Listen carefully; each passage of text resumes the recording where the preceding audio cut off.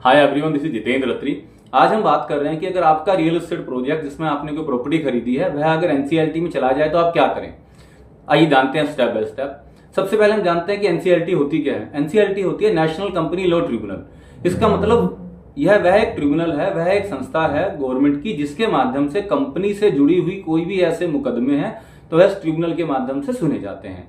यानी कि कोई कंपनी अगर दिवालिया होने के कगार पर है या कंपनी अपना ढंग से चला नहीं पा रही तो उसके लेनदार वहां पे अपना क्लेम फाइल करके इस कंपनी को आगे समापन के लिए या अपने पैसों की वापसी के लिए इसमें ट्रिब्यूनल में जा सकते हैं। जनरली अगर आपका एक प्रोजेक्ट है, आपने एक फ्लैट लिया हुआ एनसीएलटी में चला गया तो आप क्या करें।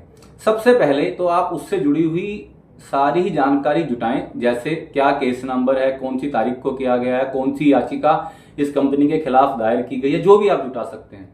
उसके बाद आप इसकी सारी की सारी जानकारी एनसीएलटी की वेबसाइट पर आप प्राप्त कर सकते हैं।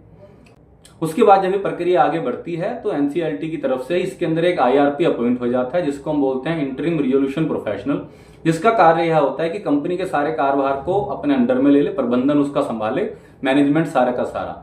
अब कंपनी के जो उनसे पुराने मालिक हैं उनको कोई भी अधिकार नहीं होता कि उसमें आगे कुछ काम कर पाए, कुछ आगे लेन देन कर पाए या और कोई नया उनके खिलाफ केस अपने दायर हो पाए। आईआरपी साहब क्या करते हैं, कुछ समय बाद एक पब्लिक में विज्ञापन निकालते हैं जिसके माध्यम से वह लोगों से आग्रह करते हैं कि अगर आपका कोई लेनदारी बाकी है इस कंपनी से रिलेटेड तो आप कृपा करके अपना क्लेम फाइल करें। As per the IBC insolvency bankruptcy code, जो भी होम बायर हैं उनको भी क्राइटर, जो सिक्योर्ड क्राइटर हैं उनकी तरह पूरा का पूरा राइट है, तो वो भी अपना क्लेम फाइल कर सकते हैं। तो जब आप क्लेम फाइल करते हैं तो जनरली एक फॉर्म सी अवेलेबल होता है, उसके माध्यम से आप अपना क्लेम फाइल कर सकते हैं। जब आप क्लेम फाइल कर रहे हैं तो हमेशा ध्यान रखें कि आपकी प्रॉपर्टी से जुड़े हुए सारे दस्तावेज, चाहे वो आपका बिल्डर वायर एग्रीमेंट है, चाहे वो पेमेंट रिसिप्ट है, कोई भी किसी भी तरीके का, वह सब कुछ आप उसमें साझा करें, उसको लगाएं। उसके बाद जब आईआरपी साहब अपनी एक सीओसी बना देते हैं, जब वो सीओसी बन जाती है तो आगे की प्रक्रिया को स्टार्ट करते हैं। फिर जनरल तो कोशिश करी जाती है कि इस कंपनी को दोबारा सुचारू रूप से चलाया जाए ताकि लोगों को उनका पैसा मिल पाए, आपको अपना घर मिल पाए। तो उसमें जनरली आईआरपी साहब एक रिजोल्यूशन प्लान लाते हैं। वह रिजोल्यूशन प्लान अगर सीओसी को और बाकी सबको, मैनेजमेंट कमेटी को अगर मंजूर होता है तो उसके माध्यम से उस प्रोजेक्ट को दोबारा स्टार्ट करा जाता है।